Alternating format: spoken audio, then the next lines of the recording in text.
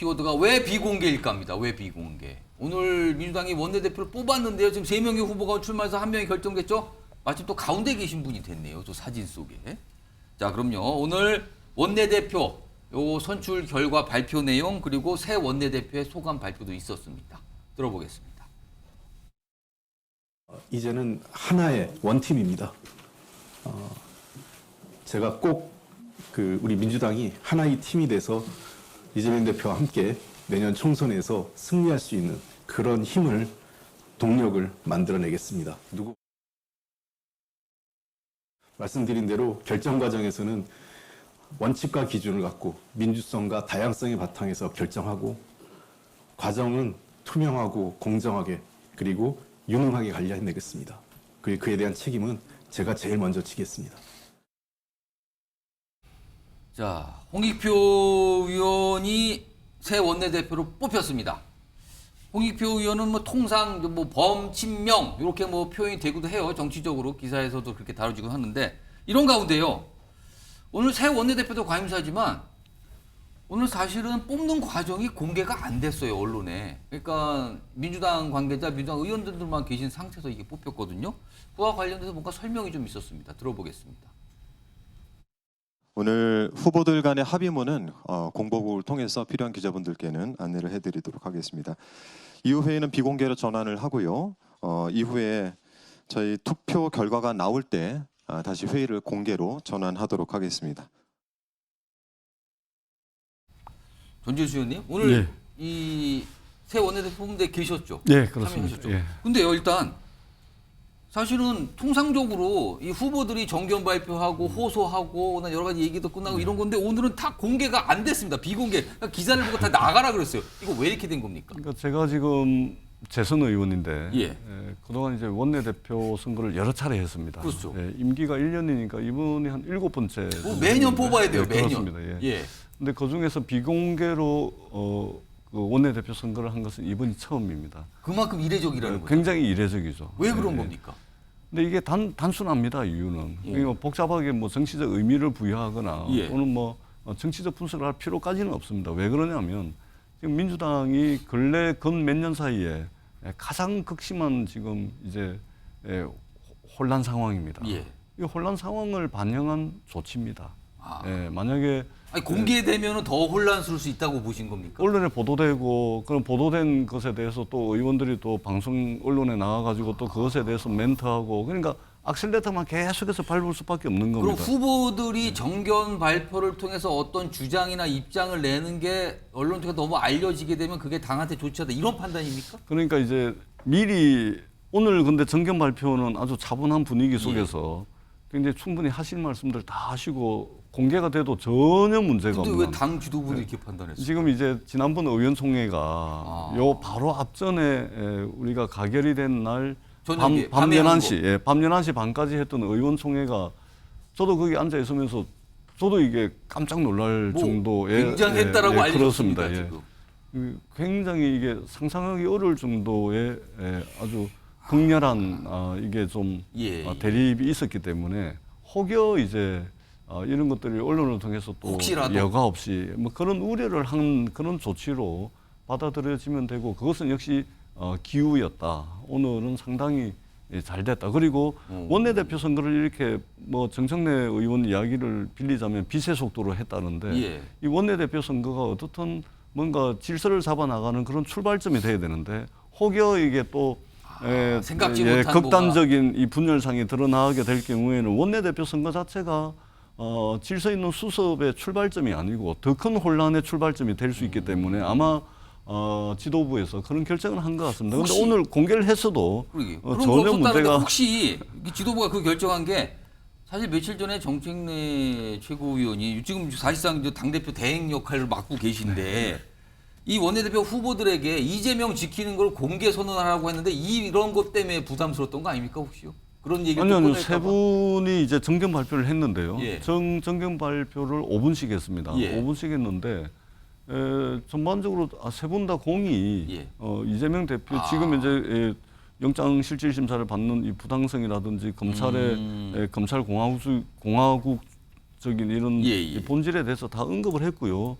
당 대표를 중심으로 내년 총선 반드시 승리하겠다라는 것이 공통의 메시지였습니다. 그렇기 때문에 뭐 공개해도 될 걸 그랬다는 거네요. 그러니까 오늘 이제 분위기를 보면 공개해도 뭐 아무 문제가 없는, 오히려 공개하는 것이 더 낫지 않았을까라는 생각이 듭니다. 그리고 오늘 참여하신 민주당 의원분들이 70명 정도밖에 안 됐다면서요. 그러면 아닙니다. 몇 명이 참여했습니까? 한 10분 정도 빠진 것 같아요. 아니요. 한 전체 우리가 168명이잖아요. 그런데 이재명 대표면 167입니다. 167. 근데 몇 분 정도 참여했어요? 거의 다 거의 다 했습니다. 거의 다 오셨어요? 예, 거의 다 오. 오셨습니다. 예.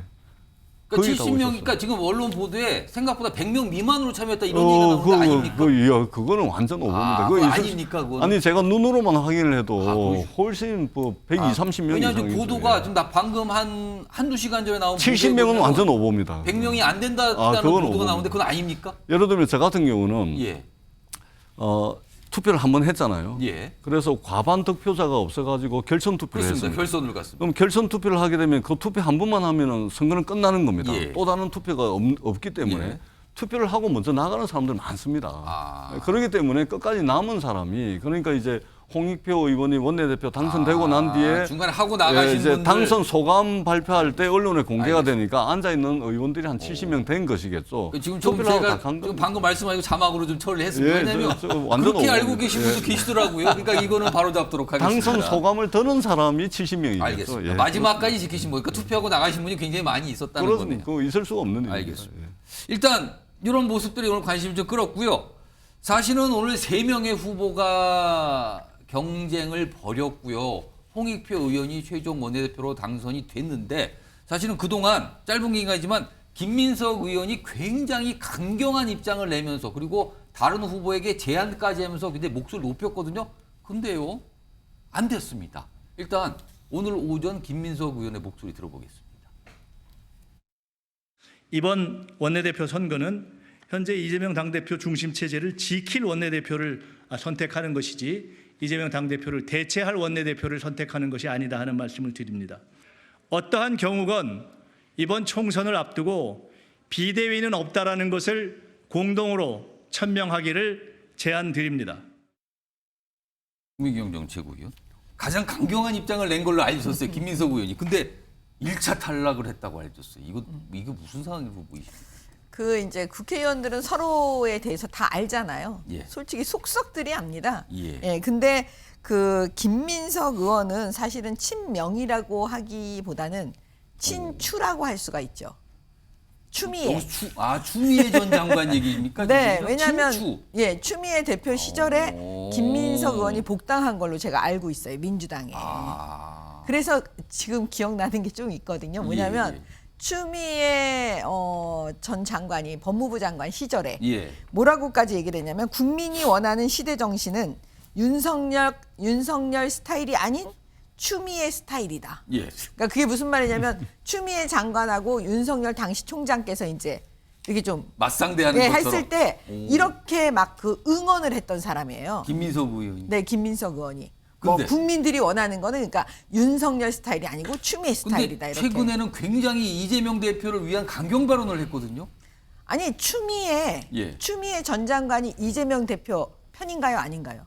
친명이라고 할 수 있잖아요. 그러니까 그럼 똑같은 같이- 입장인 거죠. 같이 입장이 됐다. 그러니까 거의 그 추미애 근데- 전 장관하고 한 몸이라고 근데 왜 1차 보여지니까. 탈락을 했습니까? 그러니까 이제 국회의원들은 속속들이 다 알잖아요. 김민석 의원의 과거에 대해서 잘 아니까 그 친명이 아니다. 언제든지 바뀔 수 있다. 뭐 이렇게 생각하니까 신뢰하지 않는 게 아닌가. 제 생각이 듭니다. 일단 뭐 추정은 그게 돼서 여튼 네. 많은 분들이 1차 탈락 김민석 이러면서 나 약간 이렇게 깜짝 놀라신 분도 있더라고요. 그걸 보시면서. 현무태 변호사. 네. 홍익표 의원 얘기인데요. 벌써 이게 나오더라고요. 이 얘기가. 홍익표 의원이 지난 대선 때 이낙연 후보 캠프에 정책총괄본부장, 그러니까 이낙연 캠프에서 중직을 맡았다. 이 얘기가 벌써 꺼내져요. 이른바 이 민주당의 강성 지지층들이 벌써 그 얘기를 꺼내고 있거든요. 혹시 이른바 이 강성 지지층들이 홍익표 원내대표 비토하는 거 아닙니까? 또 이러다가? 그럴 리는 없을 것 같고 물론 뭐 거기서 캠프에서 역할도 했었고 아마 이낙연 대표 때 뭐 예. 당내에서도 주요 당직을 맡고 그렇긴 했습니다만 그동안 이제 그 스탠스로 보면 아마 제가 보기에 뭐 범친명이라고 이제 통할 정도로는 아마 이제 당내에서 역할을 했던 것 같고 저는 뭐 원내대표 선거는 안 해봤습니다만 예. 당내에서 들리는 얘기 보면 원내대표 하려면 재수해야 된다. 재수? 그 얘기가 굉장히 많은 것 같습니다. 지난번에도 사실 박광원 의원하고 붙었었잖아요. 재수죠. 홍익표 의원이 그렇죠. 재수입니다. 그러니까 대부분 보면은 아마 재수해서 되는 것 같아요. 그래서 제가 보기에는 모르겠습니다. 심리는 모르겠지만 그때 아마 안 찍은 분들이 좀 미안했을 수도 있고 이런 게 좀 작용 많이 하지 않나 이렇게 봅니다. 전재수 예, 예. 제가 한 말씀 덧붙이자면, 그러니까 세 분이 다 훌륭하신 분이고 역량이 있는 분입니다. 예. 누가 되더라도 이 국면을 헤쳐나갈 수 있는 충분한 리더십을 가지고 있다고 평가를 다 받고 있습니다. 예. 그런데 특히 홍익표 의원으로 이제 최종 결정이 나온 예. 것은 한 1년 전에 홍익표 의원이 지역구가 서울 성동구거든요. 서울 성동구가 민주당에 있어서는 밭이 좋은 밭입니다. 그 성동구 중구 가서 성동 중구 가불로 돼 예, 있죠. 그렇습니다. 성동구 중성동구인데 한 1년 전에 거기서 삼선을 하고 난 뒤에 나는 희생과 헌신을 하겠다. 예. 그래서 지역구를 서울에서 가장 어려운 서울 서초로 옮기겠다. 그 민주당으로서는 험지 중에 험지. 그렇습니다. 민주당에서는 서울에서 제일 험지 중에 험지로 옮기면서 거기로 출마하겠다. 그렇습니다. 그리고 이미 그쪽에 지역위원장이고요. 오. 이미 옮겼습니다. 1년 전에. 그래서 희생하고 헌신하는 모습을 그게 보여줬고. 요번에 좀 호소가 됐다는 그렇습니다. 겁니까? 그리고 그것을 직접 언급은 안 했는데 정견 발표할 때 희생하고 헌신할 일이 있으면은 제가 제일 먼저 하겠다라고 이제 이게 가장 강력한 메시지였는데 이것이 험지로 이제 지역구를 옮기면서 이게 이제 오버랩이 되면서 의원들에게 가장 강력하게 아마 어필이 된 결과다. 그리고 지금 민주당에게 가장 중요한 것이 희생과 헌신이거든요. 예. 그런 측면에서 아마 의원들의 선택을 받은 것이 아닌가 저는 이제 그렇게 평가를 합니다. 다음 준비된 영상 이게 며칠 된 건데요. 이거는 현구택 변호사하고 전재수 의원님께 그냥 짧게 의견만 좀 들어보겠습니다. 이게 어떤 뇌관처럼 지금 민주당에 남아 있는 게 아닌가라고 말씀하신 분들이 꽤 됩니다. 그 영상 확인해 보겠습니다.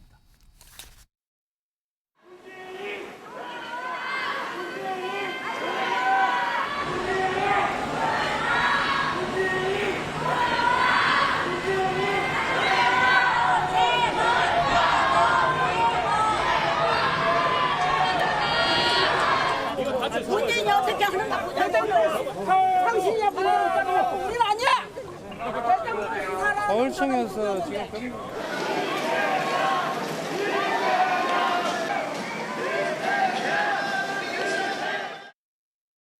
먼저 현구택 변호사, 네.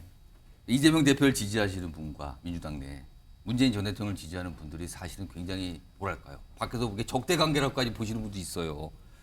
이거 잘 되겠습니까? 두 관계가? 뭐 적대 관계는 아닌데 근데 저도 이제 서명운동 받아봤다 그랬잖아요. 예. 한 3,200명 정도 받았는데 보면 문재인 대통령을 탓하는 원망하는 분들이 되게 많아요. 민주당 지지자들이나 근데 어떻게 당원들 이 같이 갈 수 있습니까 지금? 아니 당연히 같이 갈 수밖에 없죠. 갈 수밖에 없는데 근데 어쨌든 그러니까 윤석열 대통령이라든지 윤석열 현재 검찰총장 임명하고 그다음에 예. 이제 이런 뭐 조국 장관이라든지 뭐 추미애 장관 뭐 그거에 대한 또 책임론까지 요구하시는 그다음에 분도 이제 있어. 전국민 재난지원금이라든지 여러 가지 문제들에 대해서 예. 사실 어찌 보면 결정적인 순간에 많이 판단 미스를 한 게 아닌가라고 얘기하는 분들이 굉장히 많습니다. 그래서 저도 일정 부분 뭐 그런 부분 없지 않다고 봐요. 사실은 굉장히 뭐 여론도 좋고 이러기 예. 때문에 정권 재창출이 실패한 것이고 하필이면 검찰총장으로 임명하신 분이 된 예, 거잖아요. 예. 그런 부분은 근데 저는 냉정한 평가가 필요하다라고 봅니다. 왜 그러냐면 지금은 어찌 보면 당내에서 그건 굳이 우리가 뭐 얘기해야 되냐? 이거 얘기하면 좀 안 되는 거야. 이런 게 있는데 그래도 그거를 얘기 안 하고서 이걸 뛰어넘을 문제를 할 수는 없는 거거든요. 저는 뭐 정치적으로 냉정하게 평가할 때가 됐다라고 보고 있습니다.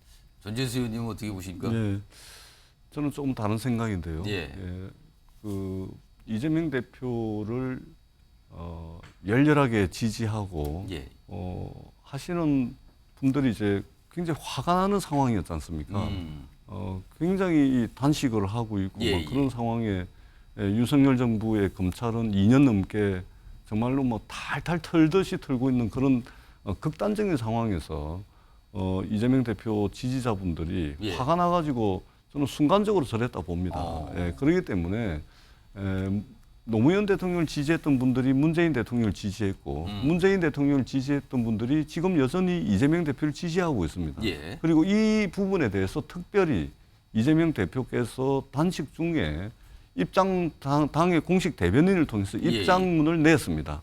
그 자제하라는 입장을 내요. 자제하라는 것이 예. 아니고 이것은 잘못된 행위다. 잘못된 행위고 이렇게 해서는 안 된다라는 명쾌한 당대표의 입장이 당의 대변인을 통해서 예. 이미 나갔습니다. 그렇기 때문에 이 부분에 대한 입장은 이미 당의 입장으로 정리가 된 바가 있다라는 말씀을 드리겠습니다. 자, 요 사안에 대해서 지금 정우택 변호사하고 전재 선생님이 살짝 약간 좀 다른 입장을 내셨어요. 살짝의 긴장이 흐르는 것 같은데 아무튼 알겠습니다. 지금 민주당 상황이 그래요. 지금 약간 이거 좀 지켜봐야 되고요.